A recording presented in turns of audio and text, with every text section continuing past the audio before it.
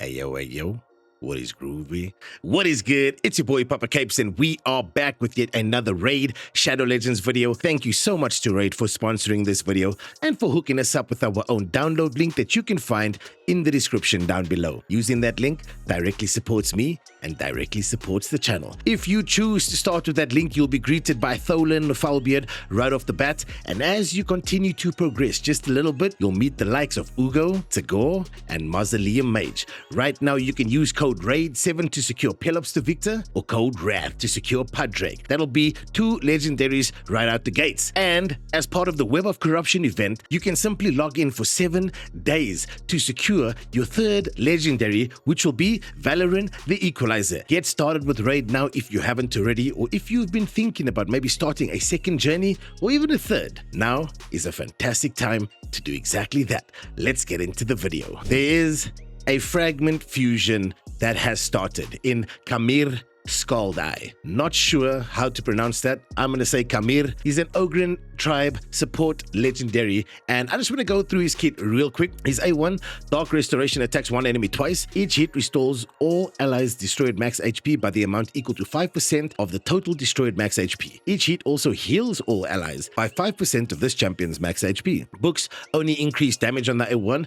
A2 fills the turn meters of all allies by 25%, then places a 50% increased attack buff and a 30% increased speed buff on all allies for 2 turns. Booking it will get that cooldown down to 3-turn cooldown. A3 Death is Weakness revives all dead allies with 50% HP and 50% turn meter, places a 60% increased defense debuff and a strengthen buff on all allies for 2 turns. This is also then bookable to a 4-turn cooldown. It then also has an Ascension skill at level 3 of Ascension. Whenever an ally is killed, it heals this champion by 25% of his max HP and fills this champion's turn meter by 25%. Also heals all allies by 10% of this champion's max HP and fills their turn meters by 10%. Then also an aura increases all speed in all battles by 20%, which is absolutely massive. After reading through this champion's kit, I haven't read any of the kit prior to this video. It's literally just now that I'm reading the kit. He sounds absolutely good. Like he sounds really good. I'm not going to say like fantastic. I almost said absolutely fantastic, but to me, he sounds really good. Base stats look decent as well, and I think you're just going to want like tons and tons and tons of HP, in my opinion, over here.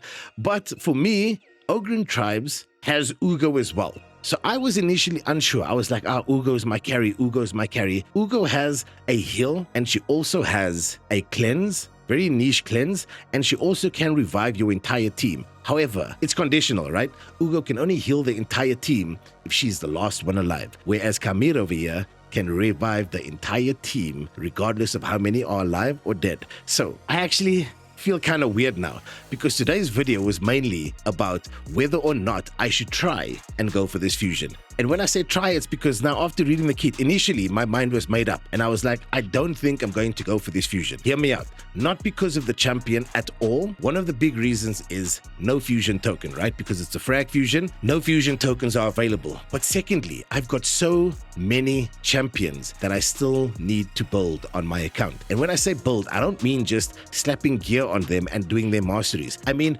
booking. I mean finding a spot for them on my account, finding a place that I can use them, finding a team that synergizes with those champions, and to actually give them a chance to find out if they're going to add value to my account or not. Champions that I'm talking about exactly that are in this category is still Talina. I've slapped gear on her and whatnot, right? But there's absolutely no books in her as yet. And I do feel that she's a champion that's going to add value to my account. Masahiro, I've started putting books into him, 2 more books, and he'll be fully booked. And then I can also start perfecting his build as well. But I definitely I'm excited to use Masahiro. But then Tormund as well, especially for PvP. There's 1 book into Tormund. I don't know why I put 1 book into him, but this is also a champion I still want to fool around with and get a feel for. In terms of other champions that I'd still like to build and build properly, you're looking at He-Man over here. He's still at level 50. Then we've got Hagabar the Nestmaid, the previous fusion. Then I've also got KO right here. For those of you that missed it, I'm not going to say his entire name because I just can't pronounce it, so I say KO. But I'd like to book him. I'd like to build him.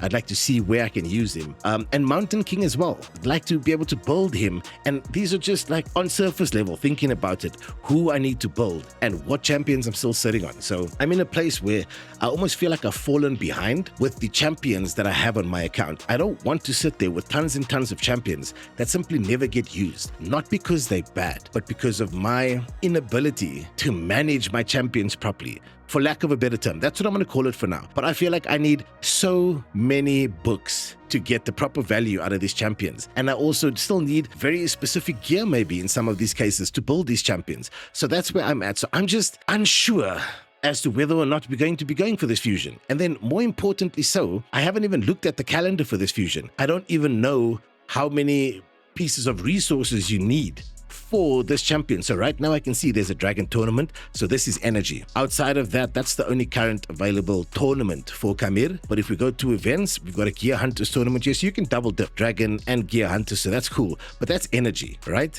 And where I'm sitting for the first time, I don't have a lot of energy. And I also, 3 refills of energy. So I recently used tons and tons of energy to put Masteries into Talina, into Masahiro. Then I finished up Masteries as well for a couple of other champions like Padraig. I finished Ezio's Masteries. There was a lot of work that I've done from the last fusion up until now, and that's why this is possibly the lowest my energy's been in a long time. But more importantly, I do not have the daily gem pack either. So these gems are the gems that I have, and that's that. Cool, I've got enough silver for the gear enhancement events, and I do also feel that for the champ chase events, I mean, we've got 7 sacreds, we've got 23 voids, and we've got 4 ancients because we pulled in the recent 2 times. But then we've also got a legendary fragment summon in Cleopteryx and an epic fragment summon in Skion. And then Yannicka, what's the date today? Monday? So tomorrow, Yannicka should be available as well from the clan shop. As you can see, in 12.5 hours, I'll buy the last 5 frags for her. So that's another legendary that I can summon for Champ Chase. Then we've also got 2 remnant summons as well. So in terms of the Champ Chase and shards and everything like that, we definitely have enough for at least 1 Champ Chase tournament. Like just the sacreds maybe. Is that Champ Chase or Summon Rush? I think I'm talking about Summon Rush because of the sacreds.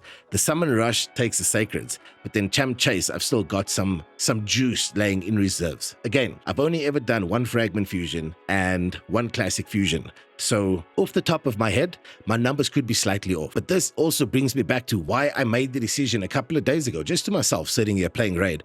I was like, I'm not going to go for the next fusion. This was before I knew about the fusion, who the fusion was going to be. And I was like, I'm not going to go for this next fusion because I'm in a place where I'd like to build what I have to the best of my ability and then get to a place to where I am super stocked up on resources. But that could also be an incorrect mindset, right? I don't know. This is why I'm posting this video today to speak to you guys. And as you know, meeting y'all in the comments after these videos goes live, literally the best part about doing all of this. So I want to meet you guys in the comments afterwards and discuss this with you. Is there a chance that I could earn the energy needed daily to do this fusion if I decide to do it? Do I have enough resources outside of energy, outside of silver, because silver is more than enough? But do I have enough resources? I've been generating anywhere between 800 and 1200 energy a day just by doing quests and Grim Forests and all of these things. And I've been doing that consistently for just over a week now. When I heard from a mate that he was generating 1,000 energy a day easily, and I was like, wait, how? But in the last couple of days, maybe just over a week, I've been generating anywhere between 800 and 1,200 to 1,400 energy a day. But is that enough daily energy to actually go for this fusion without getting to a place to where I might miss out on some frags because of poor management or poor resource management or just poor planning in terms of the fusion? So that's currently where I'm at right now. I do think that Khamir is going to be an absolutely fantastic addition to a roster, especially in the Ogren tribes. Having 2 champions, if you've already got Ugo, which is part of my link as well. But if you've got Ugo and you combine Ugo with Khamir, maybe Ugo comes through with the decreased defense, Khamir comes through with the increased defense and the strength, and like it just seems like a match made in heaven, you know what I'm saying? So it could be really fantastic. Like I'm sitting here reading through his kit and it looks fantastic as well. He really looks cool. Dual wielding weapons and whatnot. I need to be realistic and I need to think to myself, is there a world where I can invest into this fusion and potentially complete it without investing and not completing it, because that to me is the biggest waste of resources. Also, hear me out. I know sometimes you guys in the comments rip me a new one, which is okay because I learned from that. But initially, I had no intention of going for this fusion at all because my mind was already made up that I just wouldn't be able to, and I didn't want to, not because of the champion being bad or good, not because of the lack of a fusion token, purely because I wanted to spend some quality time with the champions that's already on my account and build them to the best of my ability and see what it's like when they reach their full potential. So that's where I'm at. That's where my mind's at. I can't tell you, honestly speaking, if I'm leaning towards going for it. Actually, I can. I am leaning towards skipping it, but not because of the champion, not because of Khamir Skull Die at all, purely because of a decision that I made a couple of days ago, maybe even a week ago, maybe even just after the previous fusion, where I was like, okay, that's enough champions. Let me just work with what I've got, build them up, and then look for additional champions. You know what I'm saying?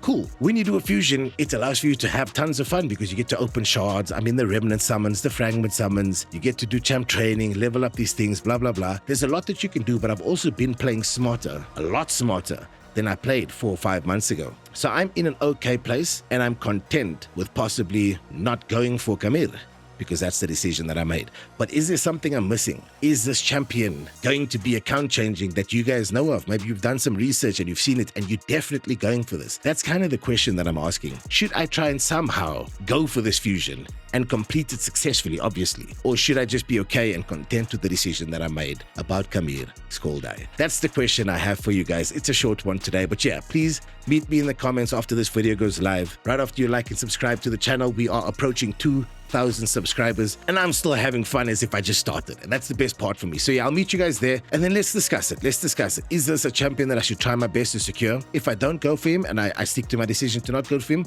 I'm perfectly fine with that. This isn't me regretting anything. This isn't me second guessing anything. I'm just making sure there's nothing that I'm missing in terms of value that Khamir could be adding to my account. Thank you so much once again to Raid for sponsoring this video and for hooking us up with our own download link that you can find in the description down below. Using that link directly supports me, directly supports the channel. It's Monday. Have a fantastic week ahead of you.